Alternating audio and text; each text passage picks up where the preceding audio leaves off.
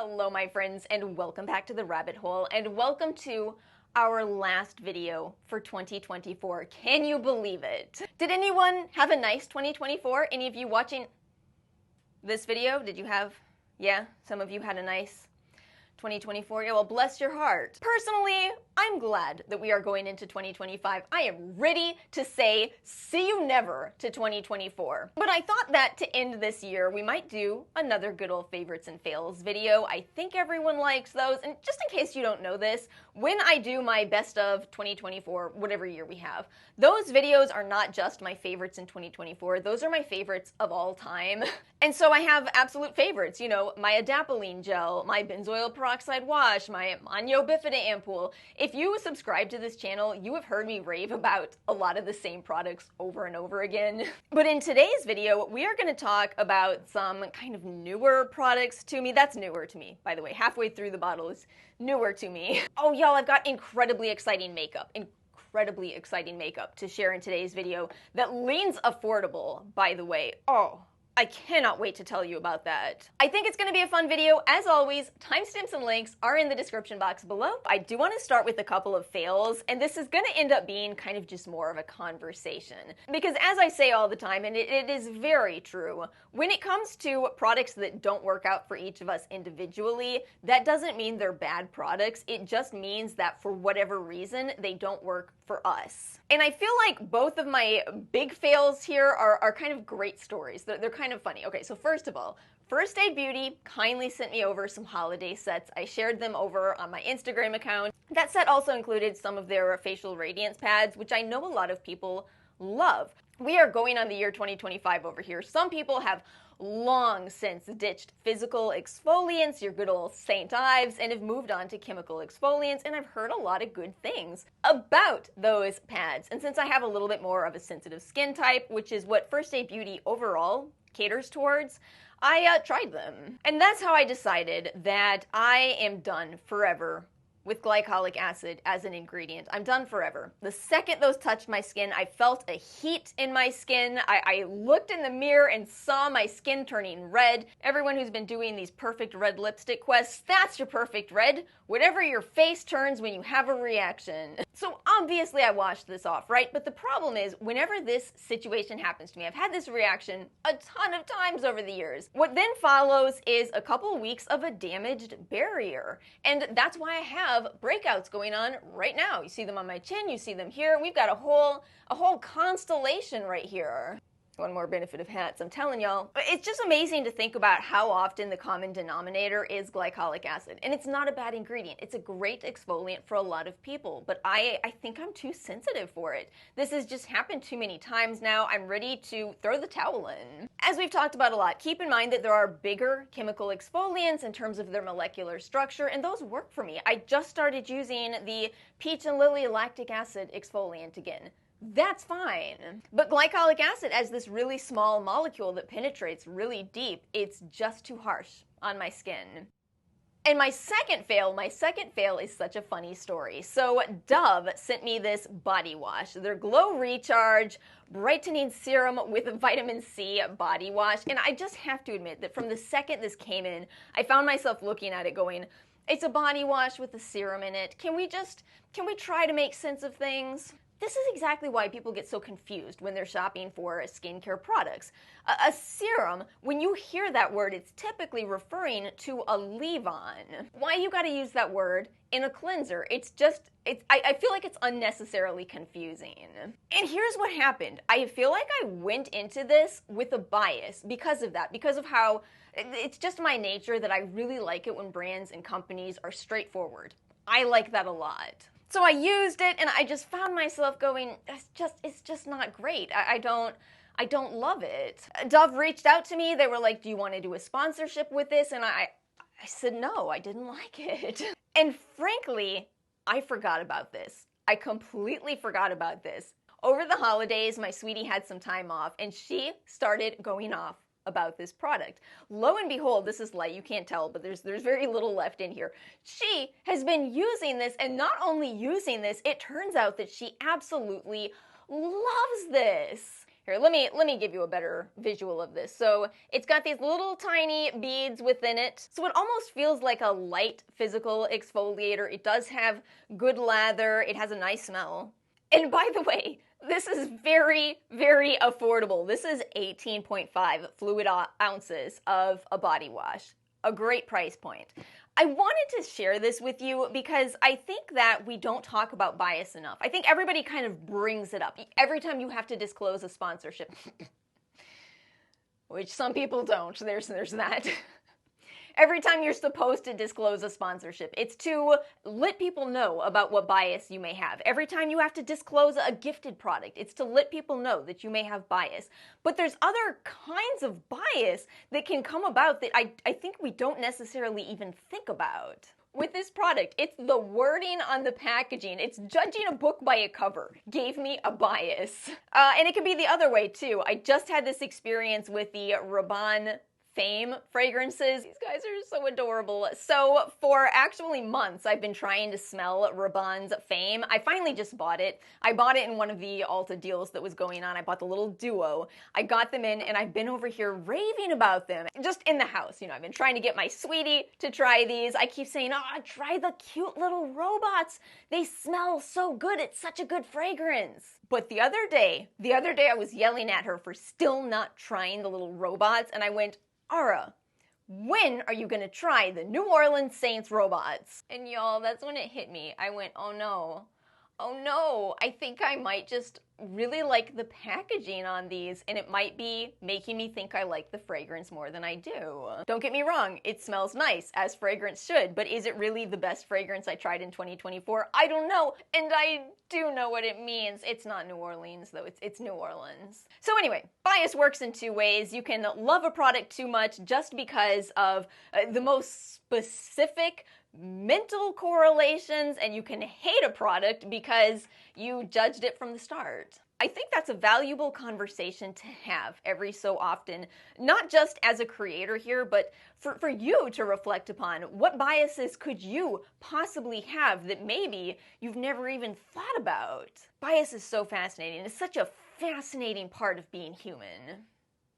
Are you ready to talk about some favorites? I have but one skincare product, just one, for this video. I'm already holding it up, so nothing quite like a dead giveaway, but it is the Sarro de Rue Gothamista Essence. I don't know why I was so late to this. It actually pretty much took a subscriber sending me this for me to try it. No, I do know why. Speaking of bias, it's because it was a little hard to get. You actually have to kind of order this from their website. Speaking of bias, I really think what it is that there's a handful of websites that I order from because I know them extremely well. You know, Ulta, YesStyle, Sephora. There's a handful of websites that I'm just very familiar with and I tend to shop at. But it was sent over by a subscriber. Thank you very much. I'm so glad I got to try it because yes, it turns out I absolutely love it. I think what's so interesting about this is that it really reminds me a lot of using a ginseng serum, but it is an essence. This is another one of these things where I feel like I keep making this argument over and over again on my channel, where the form that a product takes isn't necessarily indicative of the results. Toners have been some of the biggest game changers for me. You know, it's why I keep going off about the Anua toner. That Regelica essence that is going to be in my best high-end products. I keep going off about that because it's so thick and nourishing and does so much for my skin. And this is one of these thicker essences. It is using black ginseng. That is that most aged form of ginseng, which is going to have the highest concentration of those ginsenicides within. I almost feel that this company could have just added in a little bit of thickener, just a little bit of something to thicken this formula, put it in a serum bottle, called it a serum, and we would still be raving about it. Again, it's an expensive product, but to sit here and tell you that I feel I see the same results as I have with the Dung and Bee serum. 30 milliliters, 100 milliliters. It's a big difference.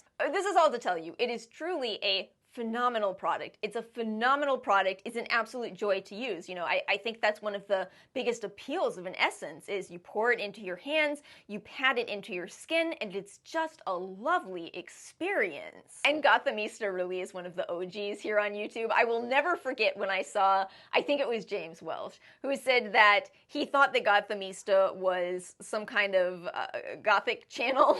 I feel like the second I joined YouTube, Gothamista was there. Realistically, she wasn't. I just feel like she's always been a part of YouTube and skincare for me. So it's really exciting to see her have her own essence and also to sit here and tell you how much I love it. Wonderful product. Big thank you to the subscriber who sent me this. You know who you are. Oh, y'all, I have 5 makeup products. 5 for this video. Let's do one hair product. It is a hairbrush. Oh, I love it. I added this to my Ulta Platinum Day haul. I'd seen this company on the website and I saw that they came out with different types of brushes depending on your hair type, and I was over here thinking that's a really good idea. As somebody who does mostly skincare content, I can tell you that oily skin types and dry skin types, we have different experiences with skincare products. There's just no way that that's not also the story when we're talking about hair care. So obviously I chose the fine hair version. I have very fine hair. This brush does not pull my hair out. I will admit to you, I will tell you pros and cons with products. That's how I roll. It's a little slower to use this. It definitely takes me more time. But to me, I think it's worth it to not see any hairs or very minimal amount of hairs in my hairbrush after brushing versus using a hairbrush that is faster but pulls out more hair. It's a trade-off that I'm willing to make. I don't know how the other brushes from them are, but I'm incredibly happy with this, and it's vented. Wet Brush has different brushes like this, but they're not made to be used with a blow dryer. Tangle Teezer has some. Theirs are a good example of brushes that kind of pulled a little bit too much hair out for me personally. This is perfect. I'm so glad I added this to my order. Just happened to see it, just threw it in the cart and ended up with the Holy Grail. I love when that happens. Has that ever happened to any of you? What's a random item that you added to your cart and loved? Moving on to makeup to close out this video. I'm trying to decide how I want to do this. I think I want to come back to eye makeup. I'm just so happy with my current eye makeup setup. Let's talk really briefly about a lip liner that floored me. This is from Maybelline. It's called their Lifter Liner, and I bought this in the shade Line Leader. That's way too many L's. What is happening? I can't get it right. Lifter, liner, lip liner in the shade Line Leader. This is stressful. I actually thought I was gonna hate this the first time I ever tried it because listen, it's so creamy. It is so absurdly creamy. So you have to have a light hand. If you have too hard of a hand, it's gonna break and you're gonna hate it. But not only that, I also thought there was absolutely no way that this was gonna stay on. It's too creamy. It feels like a lipstick. And the reason we wear lip liner is so creamy lipsticks don't go outside of the lines. But even though this lip liner goes on super creamy, wait a few minutes, let it set, and once it sets, it does not move. And then I finally have a powder replacement. Oh, I'm so glad too, because my favorite powder for years has been the Uma Beauty powder. Love this dearly. Do not know what's going on with the brand. I'm deeply worried about them. It seems that Uma had a lot of stuff happen. And I've been overall happy with a lot of the powders I've tried in C Beauty. I felt like a lot of them are finely milled, but I have a new favorite, and it is from Into You. Did everyone get your Into You hauls? Oh, that was something. That was something that happened. Anyway, this is such a nice powder. First of all, you get a little mirror in here. You can see my Beatles poster. Here's my Immortal puff. I love Immortals. It is such a nice, finely milled powder. I bought shade P1 Light, and it's a perfect color. It adds just a hair of coverage. It doesn't look cakey. It doesn't feel heavy. It's fantastic on my dry skin. Might not be as ideal for oily skin. At the very least, you would have to use more product than I do, but for dry skin, this is so nice. I am so excited to move on to eyes because I have a standard eye look. I finally found an eye look that I just keep repeating because it's so good. So first of all, this eyeshadow, this liquid eyeshadow from Judydoll. Remember when we talked about the brush that I just happened to add into my cart? That was the same story with this. Yes Style did some kind of 50% off promo, They did a 50% off promo, so I added shade M01 to my cart, not thinking that much of it. It's a liquid eyeshadow. I have quite a variety of different sorts of this product. We've got your liquid versions. Do you know I do not like the Giorgio Armani? I heard so many good things about these, and yet I think I bought them after the reformulation. We've got sticks. Elf, L'Oreal, Laura Mercier, Bobbi Brown, all kinds of these basic liquid or stick eyeshadows. Do you know this is the best in my collection?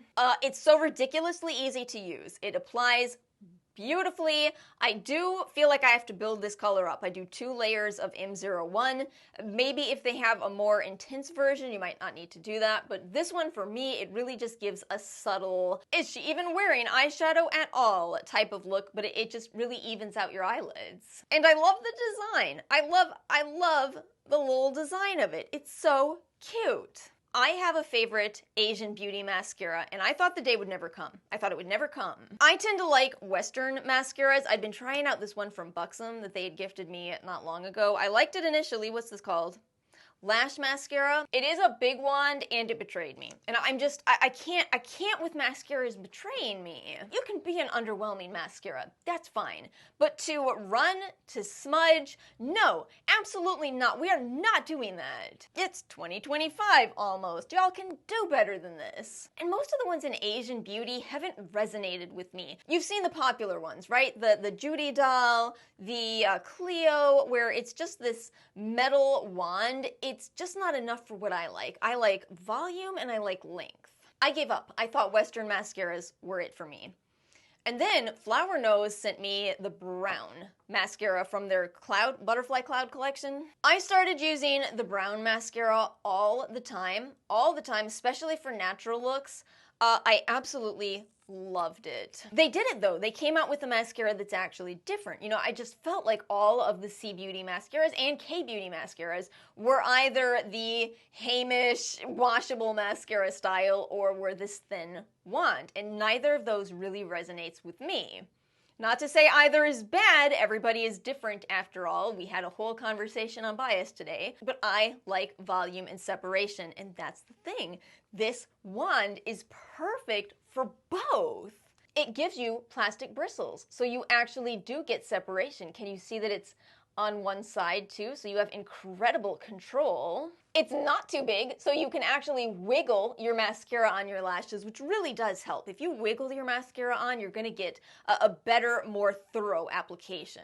And it's almost that kind of moussey formula as opposed to a wet mascara. I said I was gonna try this one, the Maybelline Firework. What a wet mascara. I do tend to like more of this kind of moussey formula, so the formula feels incredible. I love the way it applies. Do you know I've been able to keep my lashes lifted with this? I hesitate to say curled. I'm not somebody who curls my lashes every day, but I feel like this keeps my lift. And finally, it doesn't rub or smudge, and yet it's easy to remove. I love this mascara. And my favorite lashes are incoming. I'm so excited for this. I've been wearing cluster lashes for a couple years at this point. A while ago I did this quest for the best and I just kind of ended up inconclusive. What I ended up with is there's pros and cons to every option on the market. But today, friends, I have found the best. Someone finally did it. And it is LYS. It is the Triangle Company. Oh my, I can't believe they came through like this. Let me tell you more about these. You got a little bit of a spoiler if you follow me on Instagram because I talked about these from the moment I heard about them. What stood out to me from the start is that LYS said they wanted to come out with lash clusters, but they wanted to make them reusable. That is something I've been going off about for a while. If regular strip lashes are reusable, and they are, why wouldn't these be? You could say, oh, well, because the glue is on it. How many uses can you get from the glue? I don't know how LYS did it, but they put a ton of glue on here, and it really does hold to your lashes. I have been keeping a tally on mine. You realize you're watching a nerdy channel, right? If a company says, you can reuse our lashes, I am going to reuse them and then I'm going to tally how many uses I get. So here's the deal. You get 30 lashes in a pack. The company says you can reuse them. They said 4 to 5 times. I'm at 2 uses of these and 3 uses of these. And just so you know, I did not know the company was gonna send me any lashes. They did. They sent me these, the curl lash style, which is actually what I'm wearing. What I bought was the natural lash as well as the wispy lash. And when I got my order in, I could not believe this, but the natural lash uses a mix of, I hope you can see this, black and brown. Y'all, these are truly so natural looking. Now, you get 30 lashes in a variety of sizes. Like I said a long time ago, I do best with 4 lashes per eye. So I like to do 2 of the bottom row, that's the longest lash, 1 of the middle, and then 1 of the top for a whole lash look. But what I'm wearing today, and this is absolutely an option, is just 2 of them on the outer corner of my lashes. I am very fast with applying these now. All I do is stick it in place, kind of go up from the bottom, and then clamp. That's it, move along. This is a fast application. If you're new to this, it's not gonna be fast. You're gonna have to figure it out. I just want to tell you the full story. And that's a lot of why I wanted to recommend this style. Of course, to do this, of course, you do have to put on mascara. You don't necessarily have to wear mascara with this style of lash, but if you're going to do the outer corner, then you do. The thing that's wild to me is just those simple 2 lashes on the outer corner. It's amazing how much that elevates your look. I love it so much. So there we have it. We finally have the best cluster lashes on the market. And my friends, that brings us to the end of today's video. Thank you all so much for watching. I hope you enjoyed. If you did, make sure to like and subscribe. I hope you all have a most wonderful New Year's. I hope 2025 brings you everything that you hope it will. Make sure you all comment and share your thoughts in the comment section below, and I will see you all next time.